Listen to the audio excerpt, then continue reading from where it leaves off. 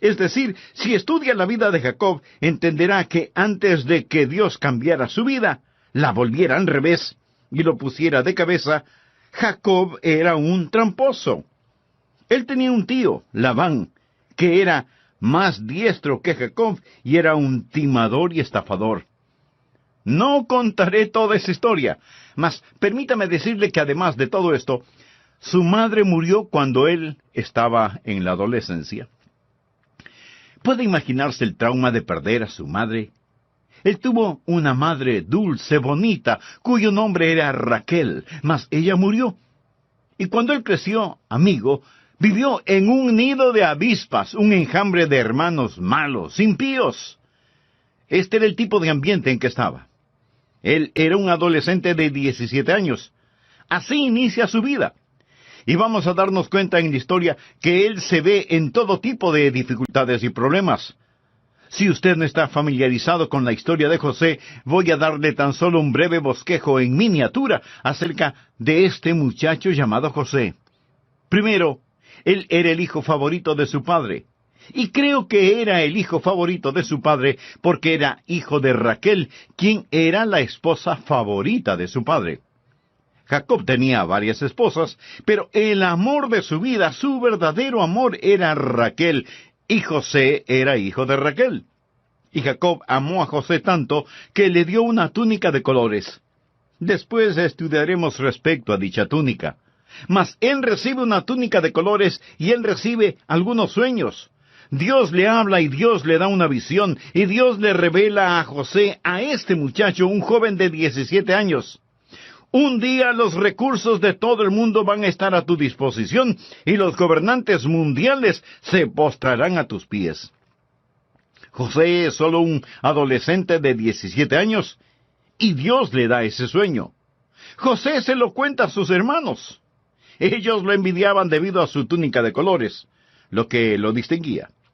Sus hermanos le tenían celos porque su padre le amaba más. Le tenían resentimiento debido a sus sueños y las visiones que les contó. Y en una ocasión, cuando estaban afuera en el campo, sus hermanos lo rodearon y lo despojaron de su preciosa túnica. Realmente querían matarlo. Lo lanzaron en un pozo, una cisterna seca para que muriera. Luego, cuando una caravana que iba para Egipto pasó por ahí, ellos dijeron, bien, hagamos algo mejor. En lugar de que muera en el pozo, vendámoslo. Y lo vendieron por el precio de un esclavo. Ahí está este muchacho adolescente. Él no ha hecho nada malo. Ahora él ha sido emboscado por sus hermanos y vendido como esclavo. Puedo verlo atado en la caravana, el látigo silbando en el aire. Y ahí va José, camino a Egipto. Cuando la caravana de ismaelitas llega a Egipto, ponen a José en subasta y lo venden al capitán de la guardia del faraón, Potifar. ¿Quién era Potifar? Bien, él era el líder de la guardia en Egipto. Él era quien protegía al faraón. Y él vio a este apuesto joven hombre, este guapo adolescente, lleno de virilidad y fuerza. La Biblia dice que él era un hombre de hermoso semblante y bella presencia. Y él era de hermosa apariencia, y Potifar lo compró y le hizo esclavo de su casa. Mas José era de tal carácter, diligencia, ingeniosidad y fidelidad, que él empieza a ascender de puesto. Y poco después él estaba administrando toda la casa de Potifar. No obstante, la esposa de Potifar empieza a desear a José y trata de incitarlo a una relación adúltera, a la cual José se negó. Y no hay peor infierno como la furia de una mujer despreciada. Así que lo acusó de tratar de abusar de ella y violarla, y le contó a su marido lo que este muchacho le hizo. Entonces, su esposo toma a José por el cuello y lo lanza a la cárcel. Allí estaba sufriendo en prisión, no por hacer algo malo, sino por hacer lo correcto, por mantenerse puro. Y estando en prisión, José empieza a ascender a la cima. Él comienza a estar al mando de la prisión, y ayuda a otro prisionero para que salga de esta. Este hombre le promete, José, sé que eres inocente. yo abogaré por ti cuando salga de prisión. Pero él se olvidó de José. Y José continuó pudriéndose en prisión, sufriendo en la cárcel. Él permaneció allí por algún tiempo hasta que el faraón tuvo unos sueños y necesitaba que alguien se los interpretara. Entonces sacaron a José de la prisión porque él tenía la sabiduría de Dios. José le interpreta los sueños al faraón. Iban a venir 7 años de abundancia y 7 años de escasez. Entonces el faraón dice: José, eres tan sabio, tan inteligente, voy a ponerte a cargo de todo.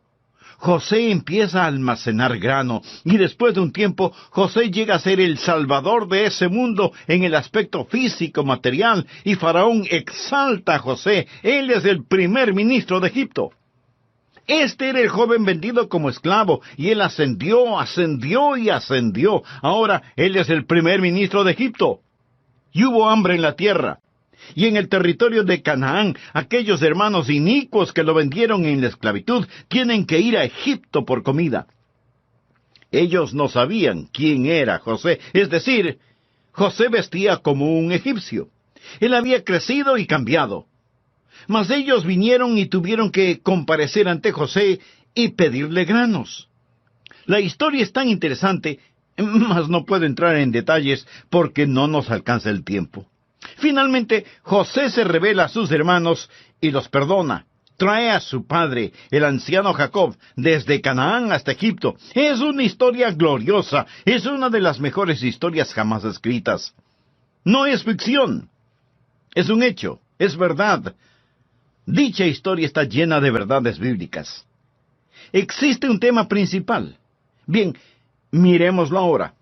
Sírvase buscar Génesis capítulo 39.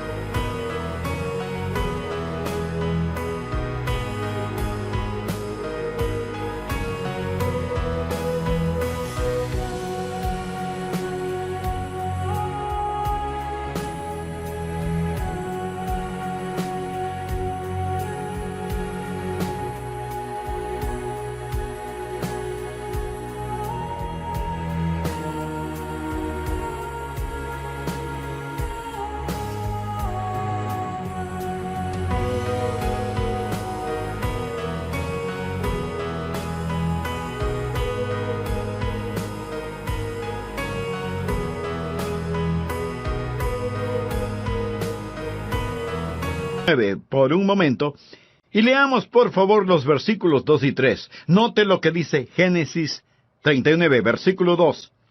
Mas Jehová estaba con José, y fue varón próspero con él. ¿Lo ve usted? Observe el capítulo 39, versículo 21. Pero Jehová estaba con José, y le extendió su misericordia, y le dio gracia a los ojos del jefe de la cárcel. Ahora leamos, por favor, el capítulo 39, versículo 33. No necesitaba atender el jefe de la cárcel cosa alguna de las que estaban al cuidado de José, porque Jehová estaba con José. Y lo que él hacía, Jehová lo prosperaba. Me fascina eso. Jehová estaba con José. Jehová estaba con José. No importa lo que pasó. Aquí estaba un hombre que estaba practicando la presencia de Dios. Bien, ¿le gustaría eso? ¿Le gustaría prosperar? Hablo de tener verdadera prosperidad. Esta no es necesariamente riquezas. La prosperidad es la realización progresiva de la voluntad de Dios para su vida. ¿Le gustaría prosperar? Permítame darle 4 principios. Pasemos al capítulo 37, por favor. Primer principio. Exprese su distinción dada por Dios. Cuando Dios lo salvó, Dios lo hizo diferente. Y José expresó su diferencia dada por Dios. Lea los primeros 4 versículos. Habitó Jacob en la tierra donde había morado su padre, en la tierra de Canaán. Esta es la historia de la familia de Jacob. José, siendo de edad de 17 años, apacentaba las ovejas con sus hermanos. Y el joven estaba con los hijos de Bila y con los hijos de Silpa, mujeres de su padre, e informaba José a su padre la mala fama de ellos. Ahora bien, eso no significa que él era un chismoso, significa que decía la verdad. Llamaba a Israel a José más que a todos sus hijos, porque lo había tenido en su vejez, y le hizo una túnica de diversos colores. Y viendo sus hermanos que su padre lo amaba más que a todos sus hermanos, le aborrecían, y no podían hablarle pacíficamente. Por favor, anótelo claro y en mayúscula. José era distinto y José era diferente, y la túnica de diversos colores que vestía era una marca de su distinción. A José se le dio la primogenitura, que era tanto espiritual como material, es decir, él era distinto debido a su nobleza. La túnica de diversos colores y mangas largas era una marca de nobleza. Ahora, ¿qué es lo que eso me dice a mí hoy en día? ¿Qué es lo que eso le dice a usted? Amigo, quiero decirle que nosotros pertenecemos a la nobleza en el Señor Jesucristo. ¿Sabe quién le está predicando este mismo momento? Una persona de la realeza, de sangre azul, rey y príncipe. Usted me dirá, pastor, está siendo arrogante. No puedo evitarlo, rey y príncipe. Si usted no quiere llamarme pastor, llámeme príncipe Adrián. Escúcheme, amigo. Dios nos ha hecho un reinado de sacerdotes. Somos una generación escogida, y la Biblia nos llama gente peculiar, somos diferentes. Y al mundo le disgusta nuestra nobleza en el Señor Jesucristo, y el mundo siempre quiere exprimirnos en su molde. Ya lo dijo el apóstol Pablo en Romanos 12:2. No os conforméis a este siglo. José era diferente. Sus hermanos lo odiaban. Él no se amoldó al mundo. Puedo oír a sus malvados hermanos decir, oye, José, eres una gallina. Vamos, tómate este trago. José, inhala este polvito. Hagámosle una cita con quien tú sabes para que le haga lo que tú sabes qué. Y constantemente trataban que José se comportara como ellos, pero él no lo hizo. Él no se amoldaba a ellos. ¿Sabe? Este mundo quiere amoldarnos a su manera, se lo garantizo. Y hay algo en nuestra naturaleza que nos hace querer amoldarnos. Por eso hablamos de un rebaño de ovejas, o de una manada de lobos, o de un enjambre de abejas, o de una bandada de pájaros, o de una pandilla de muchachos, o de un cotarro de mujeres, y así por el estilo. Todos queremos ser parte, queremos ser moldeados, y lo más importante, la más importante religión en estos días es el culto a la conformidad. El pecado más notorio es el ser diferente.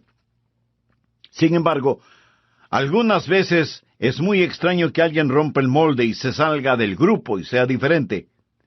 Por ejemplo, hay un jovencito que en vez de ponerse la gorra con la visera hacia el frente, se la pone con la visera hacia atrás. Y por un tiempo, tal vez los otros jóvenes se burlan de él.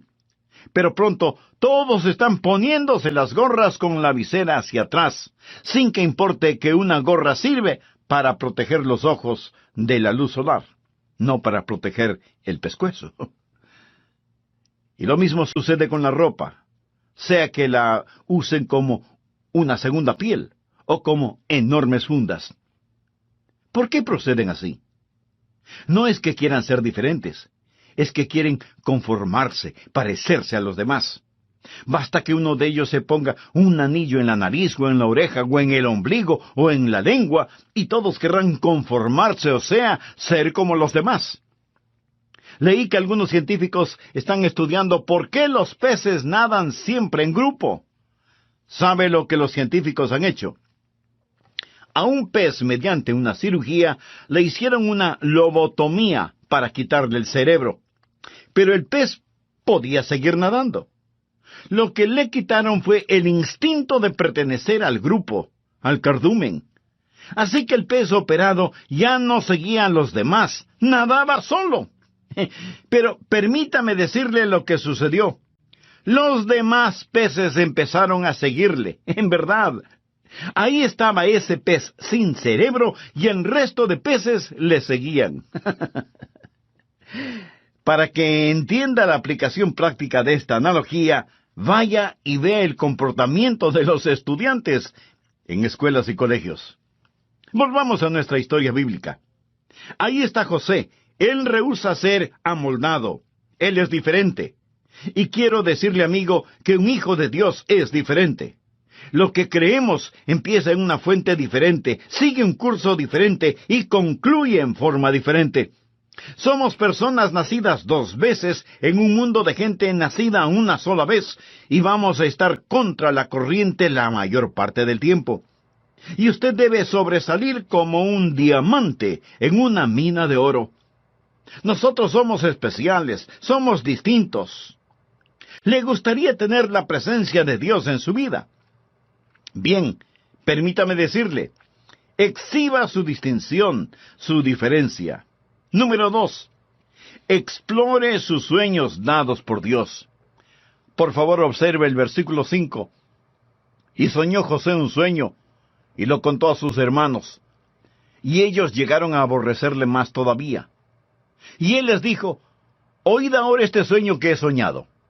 He aquí que atábamos manojos en medio del campo, y he aquí que mi manojo se levantaba y estaba derecho, y que vuestros manojos estaban alrededor y se inclinaban al mío.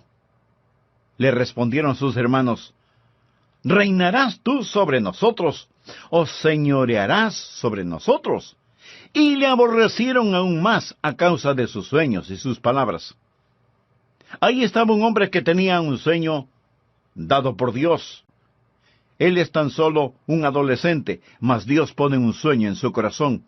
La juventud es un tiempo no para amoldarse a este mundo, sino para soñar. Permita que Dios ponga un sueño en su corazón. Amigo, antes de finalizar este programa, deseo pedirle que deje que Dios haga realidad en usted el regalo de la salvación.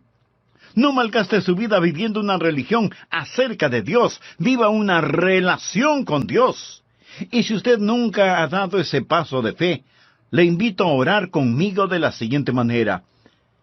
Querido Dios, quiero vivir la realidad de tu presencia en mi vida. Señor Jesús, te pido perdón por mis pecados y te agradezco lo que hiciste por mí en la cruz del Calvario.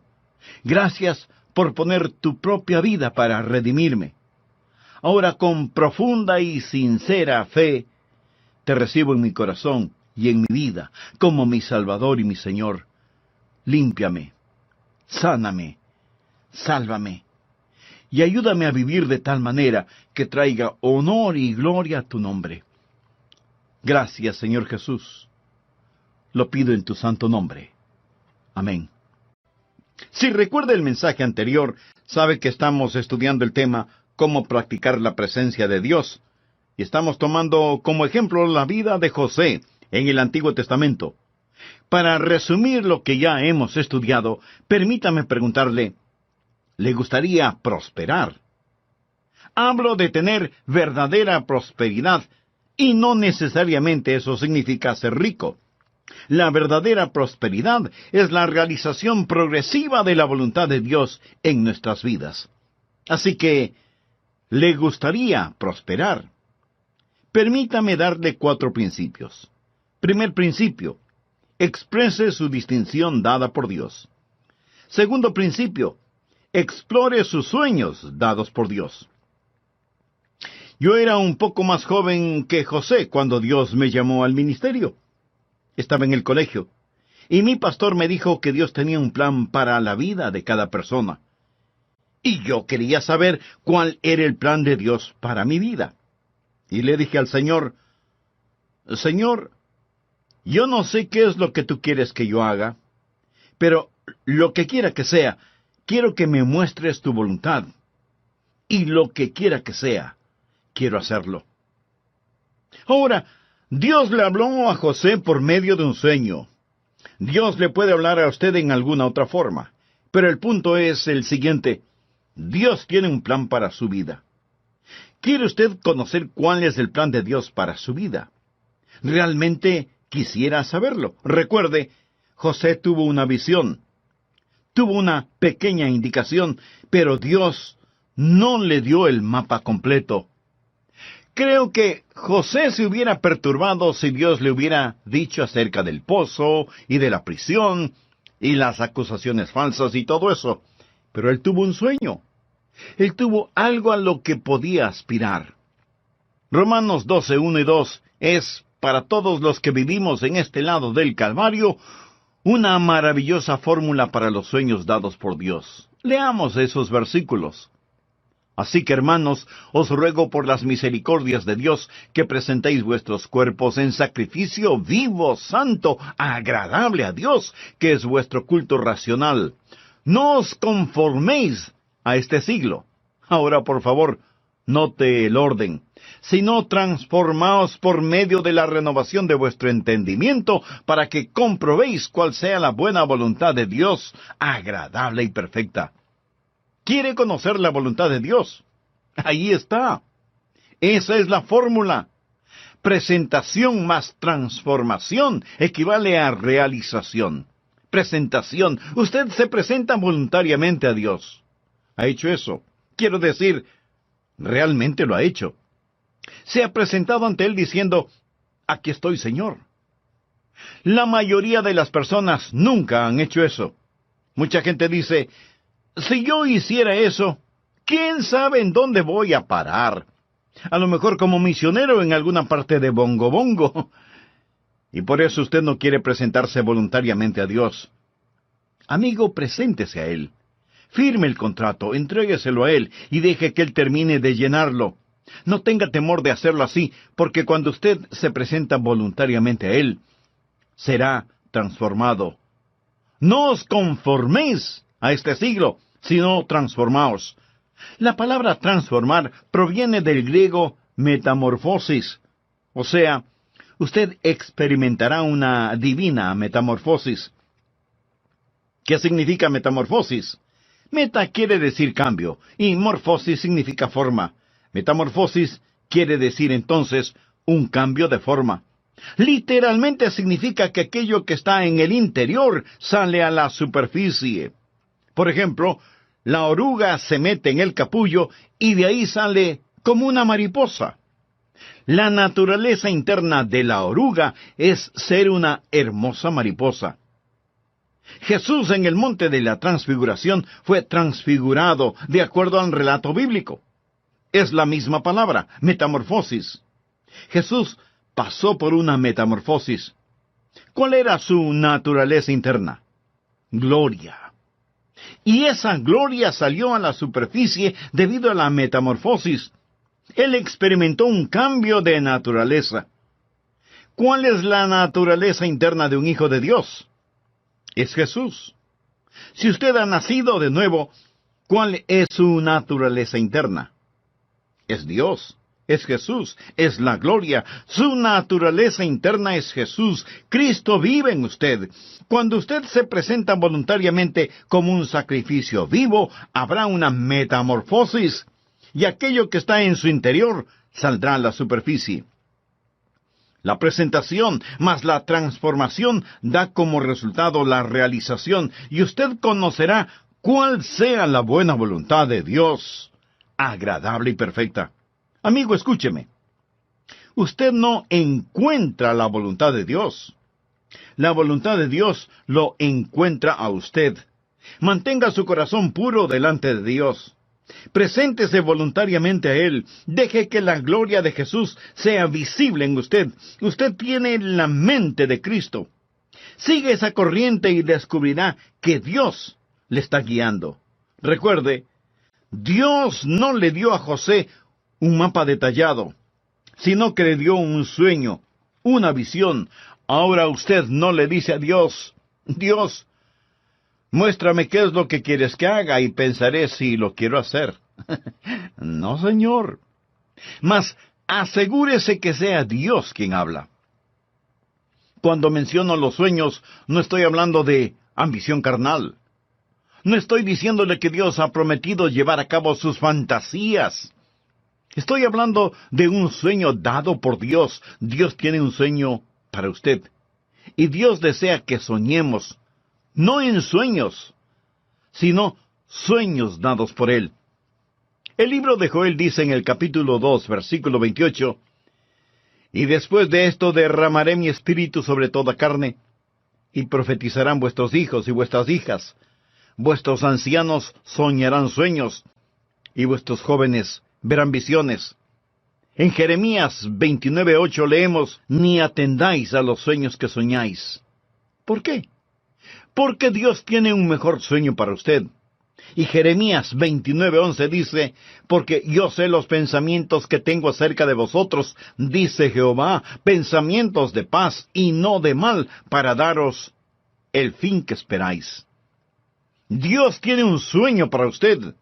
Y Dios quiere que soñemos sueños, no en sueños, sino sueños dados por Dios.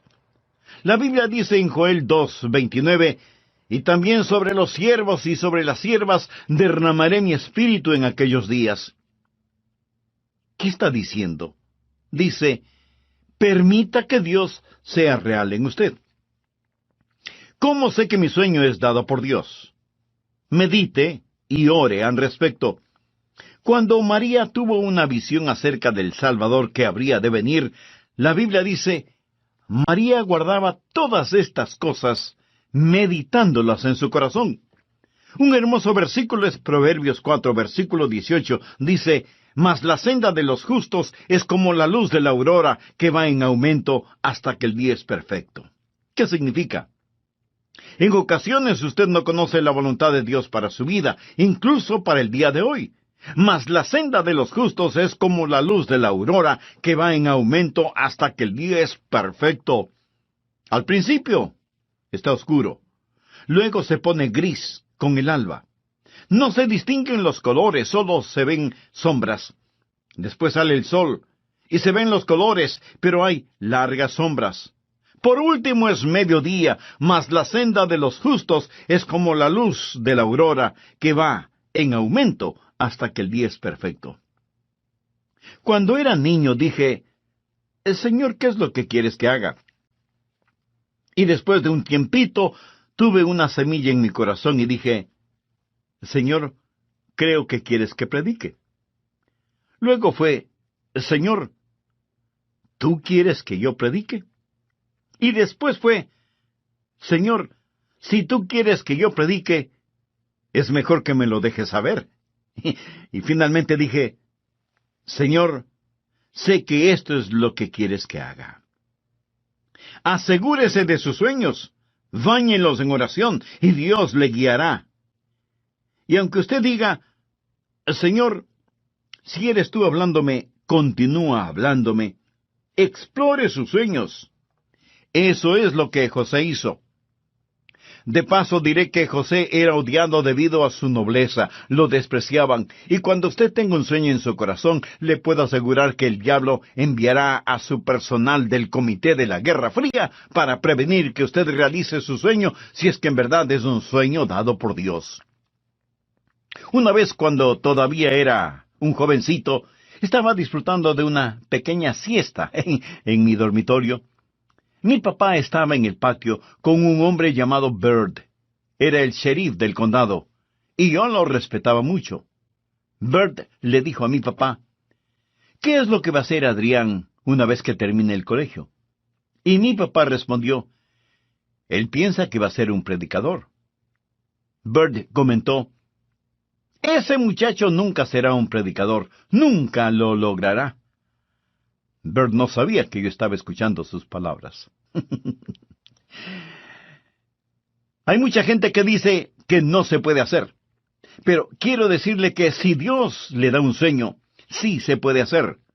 Los sueños dados por Dios son realizables. Tercer principio, sobrelleve las dificultades dadas por Dios. Cuando hay un sueño dado por Dios, habrá dificultades dadas por Dios. En este capítulo, si usted lee del versículo 8 al 27, se dará cuenta de algunas de las dificultades por las que tuvo que pasar José. Aquí está este hombre, este jovencito más bien, y es ridiculizado por sus hermanos. Hay una conspiración contra él. Primero quisieron matarlo. Luego decidieron lanzarlo al fondo de un pozo seco, de donde hubiera sido imposible salir. Pero finalmente lo vendieron como un esclavo. En la casa en la cual fue llevado a servir, lo acusaron falsamente, y fue a parar en la cárcel. Y ahí estuvo en prisión por mucho tiempo. ¿Estaba Dios fuera de mando? Ni por una milésima de segundo Dios estaba fuera de control. Cuando todo había pasado, por favor, anótelo al margen. Génesis capítulo 50, versículo 20. José confronta a sus hermanos. Vosotros pensasteis mal contra mí, mas Dios lo encaminó a bien, para hacer lo que vemos hoy, para mantener en vida a mucho pueblo. Ellos le quisieron hacer mal, y Dios lo permitió para bien de José, de su familia, y de toda una poderosa nación. ¿Cuál es el versículo correspondiente a este? Romanos 8:28. Y sabemos que a los que aman a Dios, todas las cosas les ayudan a bien, esto es, a los que conforme a su propósito son llamados. Dios va a permitir que tenga dificultades en la vida. Dios no las causa. Dios no hizo que la esposa de Potifar acusara a José de violación. Dios no causó que estas cosas pasaran, mas cuando el hombre pone, Dios dispone. Dios no había terminado con José. ¿Está usted en dificultades? Tenía un sueño y éste ha sido destruido. Se ha desvanecido su sueño. Eso no significa que Dios ha dejado de tratar con usted. Es decir, si usted está en una situación imposible, conozco por lo menos a un hermano que está en este tipo de circunstancias. Dios le dio un sueño y en este momento el sueño yace en fragmentos. Deseo afirmarle que Dios está por encima de todo y no importa lo que Satanás haga, no importa lo que pase, hay un Dios que controla este mundo. Y amigo, es mejor que usted se aferre a esa verdad para practicar la presencia de Dios en su vida. Cuarto principio. Enliste su dinámica dada por Dios. Usted tiene el sueño, usted tiene las dificultades, pero hay una dinámica. ¿Y cuál es esa dinámica? Por favor, regresemos a Génesis capítulo 39. Jehová estaba con él. Jehová estaba con él. Jehová estaba con él. En el libro de Hechos, cuando un gran predicador estaba predicando un sermón acerca del Antiguo Testamento, ¿sabe lo que él dijo acerca de José? ¿Sabe lo que él discernió respecto a José? Anótelo en el margen. Hechos capítulo 7, versículo 9, dice esto: Los patriarcas, movidos por envidia, vendieron a José. Los patriarcas eran sus hermanos. Ellos los llamaban patriarcas. Vendieron a José para Egipto, pero, escuche, pero Dios estaba con él. Me fascina eso. Pero Dios estaba con él. Cuando venía a grabar este programa, un jovencito de unos 12 o 13 años de edad me detuvo y me preguntó: Pastor, quiero hacerle una pregunta. Y yo le dije: ¿de qué se trata? Él me preguntó: ¿está Dios en el infierno? Muy buena pregunta teológica. Le respondí: Hijo, no hay ningún lugar en donde Dios no esté. Dios está en el infierno. Satanás no gobierna en el infierno. Dios le ha dado a Jesús un nombre que está por sobre todo nombre, para que todas las cosas en el cielo y las cosas en la tierra y las cosas debajo de la tierra confiesen que Jesucristo es el Señor, para la gloria de Dios el Padre. Así pues, no hay ningún lugar en donde Dios no esté. Un filósofo dijo que Dios es un círculo cuyo centro está en todas partes y cuya circunferencia no está en ninguna parte. Piensa en eso. Dios es un círculo cuyo centro está en todas partes. No hay ningún lugar en donde Dios no esté. Dios está aquí. Dios está allá. Dios está en todas partes. Alguien pregunta: Pastor, entonces, ¿Cuál es la diferencia en Dios estando con José y en Dios estando con Hitler? Verá, la diferencia no es su presencia actual. Cuando la Biblia dice que Dios estuvo con él, significa que Dios era por él. Dios estuvo en vez de él. Dios estuvo haciendo cosas para José. Dios estuvo con él en tiempos de persecución. Dios estuvo con él en tiempos de responsabilidad. Dios estuvo con él en tiempos de tentación, como lo veremos más tarde. Dios estuvo con él en tiempos de difamación y sufrimiento. Dios estuvo con él y Dios estuvo con José cuando murió. ¿Sabe lo que yo más quiero? Quiero a Dios conmigo. Yo quiero que haya algo acerca de Adrian Rogers que no se puede explicar aparte del hecho de que Dios está conmigo. Pero Dios no lo permita que me olvide o que nos olvidemos de ser gratos con Él, porque todo es por su gracia. Él está con nosotros. Yo no quiero que Dios quite su mano de mi vida, ni de nuestras vidas. Tendremos pesares, enfermedades. Sabía que mi esposa y yo perdimos un bebecito. Un bebecito que murió en el Día de la Madre. Una de esas muertes de cuna. El Día de la Madre. Acababa de predicar acerca de las glorias de un hogar cristiano. Esa tarde del domingo salimos de Fort Pierce, en West Palm Beach, en la Florida. Aproximadamente 60 millas para estar con la familia. La pequeña iglesia llamó a otro pastor. La casa pastoral estaba contigua a la iglesia. Era una pequeña casita blanca. Y los miembros de la iglesia habían pasado a vernos. Solo teníamos unas cuantas semanas de estar en dicha iglesia. No contábamos con aire acondicionado en esa casa. La iglesia era un simple edificio blanco. Puedo ver la luz amarilla cómo destellaba en aquellas ventanas abiertas. Y la congregación estaba cantando. ¿Sabe lo que estaban cantando? No, nunca solo.